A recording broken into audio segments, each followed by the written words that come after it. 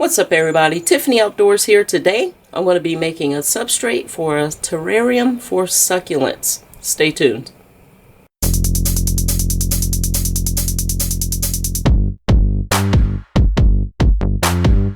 There's the hawk.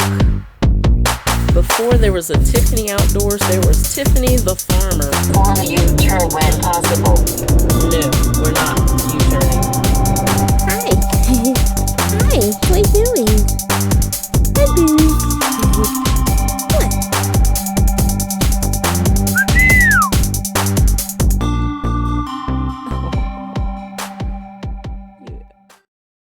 So as I'm learning how to do these terrariums and how to build the substrate and the soils for all these different things, I want you guys to go over to Serpa Designs and check out his YouTube channel. Excellent source of information, very knowledgeable and very experienced. So these recipes are his. So I'm going to use them here in my home state, North Carolina, and see how well they do here. So let's go ahead and get started. Okay, here are the ratios. The first, we're going to start off with 3 parts of either cocoa fiber, peat moss, or potting soil, and I'll be using all 3.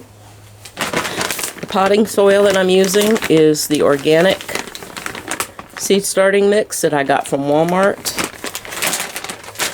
I'll be putting in 1 of those.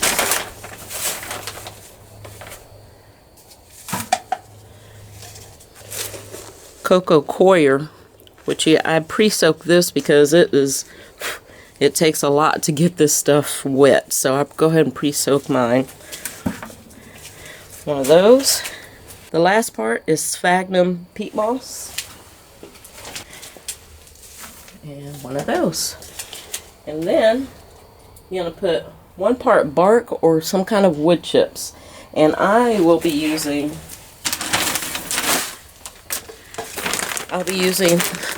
this orchid bark, and I got this from Lowe's.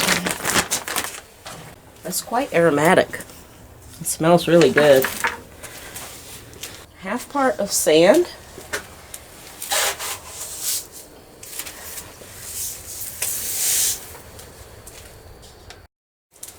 And another 1/2 part gravel.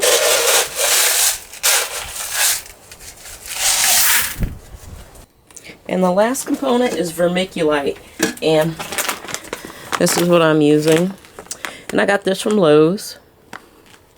I'll put 2 parts vermiculite.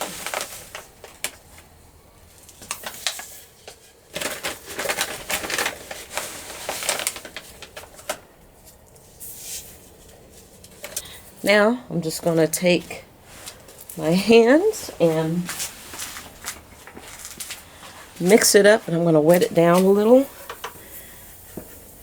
And I'm using dechlorinated water.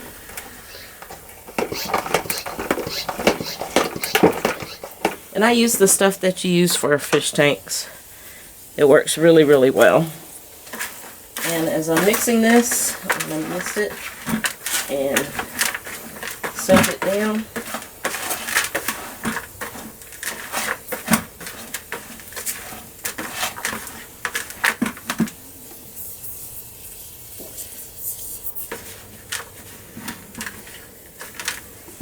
Alright, this is ready for use.